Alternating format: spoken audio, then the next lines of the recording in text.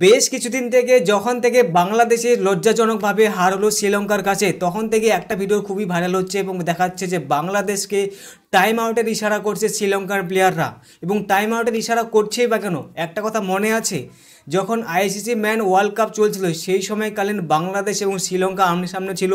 সেই সময়কালীন সাকিব আল হাসান শ্রীলঙ্কার প্লেয়ারকে এখানে টাইম আউট করে দিয়েছিল এবং টাইম আউট করার সাথে সাথে কিন্তু শ্রীলঙ্কার প্লেয়ারটা কিন্তু অনেকটাই এখানে কন্ট্রোভার্সির মধ্যে চলে আসলো এবং বাংলাদেশি প্লেয়াররা কিন্তু কন্ট্রোভার্সির মধ্যে চলে আসলো। তো সেই সময়কালীন কিন্তু শ্রীলঙ্কা কিন্তু বাংলাদেশের কাছে হেরে যায়, অপমানজনক হয়েছিল এবং অনেকটা কন্ট্রোভার্সি হওয়ার সাথে সাথে কিন্তু শ্রীলঙ্কান বোর্ডকে কিন্তু এখানে ব্যান পর্যন্ত হতে হয়েছিল।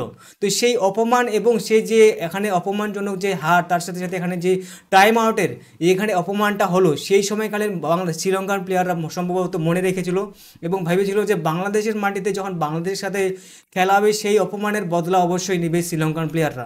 তো সেই বদলা অবশ্যই নিল এখানে শ্রীলঙ্কা যখন বাংলাদেশের মাটিতে খেলতে আসলো, অপমানজনকভাবে বাংলাদেশি প্লেয়ারদের মানে বাংলাদেশি টিমকে এখানে হারিয়ে দিল, সিরিজটাও জিতে নিল শ্রীলঙ্কা। সেই সাথে সাথে এখানে কিন্তু তাদের ইশারা করে দেখিয়ে দিল যে বাংলাদেশের সময় শেষ, এখন বাংলাদেশের টাইম আউট। যখন 36 রান ছিল সেই সময়কালীন কিন্তু এখানে কিন্তু বাংলাদেশি প্লেয়াররা কিন্তু ছয়টা উইকেট মানে চলে গেছিলো, ছয়টা উইকেট নিয়ে নিয়েছিল বাংলাদেশিদের প্লেয়ারদের।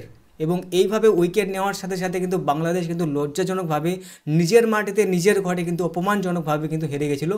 তার সাথে সাথে তার জন্য এখানে উদযাপন আনন্দ উৎসব করছে এখন শ্রীলঙ্কার প্লেয়াররা। তো এইভাবে এখানে টাইম আউটের ইশারা এই জন্য করছে মনে হয়।